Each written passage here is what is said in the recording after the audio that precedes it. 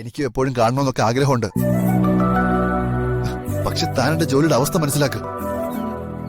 അങ്ങനെയാണെങ്കിൽ എന്നെ വേഗം കല്യാണം കഴിക്കേ. അത് വീട്ടിലെ കാര്യങ്ങൾ ഞാൻ പറഞ്ഞില്ലേ. എന്റെ ചേച്ചിയുടെ പ്രോബ്ലം സോൾവ് ആക്കിയിട്ട് കല്യാണം കഴിക്കാന്ന വീട്ടിൽ സംസാരം. ഓക്കെ, സമ്മതിച്ചു. ഒരു എൻഗേജ്മെന്റ് നടത്തി വെക്കാലോ. അല്ലെങ്കിൽ ഒരു മോതിരം മാറ്റമെങ്കിലും പോട്ടെ. അറ്റ്ലീസ്റ്റ് ഒന്ന് എന്റെ വീട്ടിൽ ഒന്ന് പെണ്ണ് ചോദിക്കേ.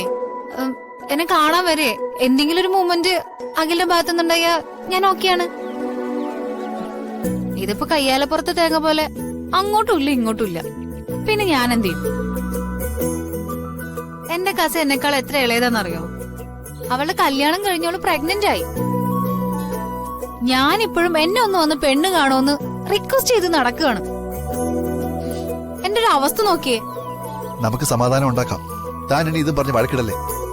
ഞാനൊരു വഴക്കിനുമില്ലേ. ഞാൻ കാരണം ആർക്കൊരു സമാധാനക്കുറവ് ഉണ്ടാവണ്ട.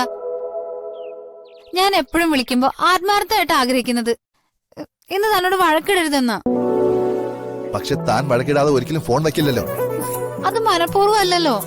പറഞ്ഞു പറഞ്ഞ് അങ്ങനെ സംഭവിച്ചു പോകുന്നല്ലേ. എന്തായാലും ഇനി അങ്ങനെ സംഭവിക്കാതിരിക്കാൻ ഞാൻ മാക്സിമം ശ്രമിക്കാം. എടി, നീ മരിക്ക് പഠിക്കാൻ നോക്കിയേ. ആദ്യം നല്ലൊരു ജോലി, അതാണ് ഇന്നത്തെ പെൺകുട്ടികൾക്ക് വേണ്ടത്.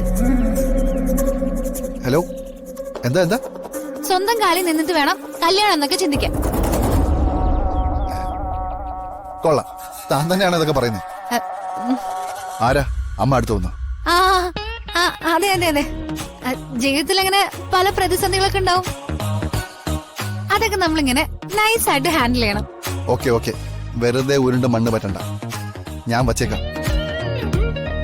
ഓക്കെ, എന്നാ ശരി. ഓക്കെ, എന്നാ ശരി.